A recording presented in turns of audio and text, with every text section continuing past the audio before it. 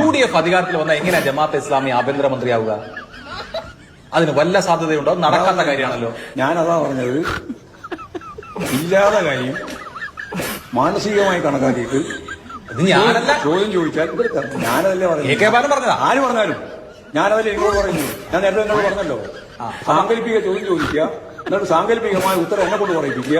അത് ഞാൻ നേരത്തെ പറഞ്ഞല്ലോ, ആ ചോദ്യം ചോദിക്കണ്ട, അതേ ഉള്ളൂ. അപ്പൊ അത് തെറ്റാണല്ലോ. സാങ്കല്പികമായി അങ്ങനെ ഒരു കാര്യം പറയുന്നത് തെറ്റാണോ? ഞാൻ എന്റെ നിലപാട് ഞാൻ വ്യക്തമാക്കി.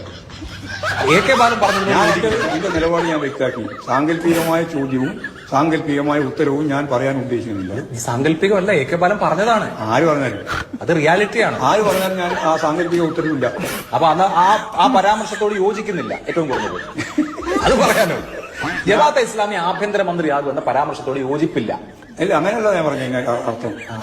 ആ ചോദ്യവും ആ ഉത്തരവും ഞാൻ അംഗീകരിക്കുന്നില്ല.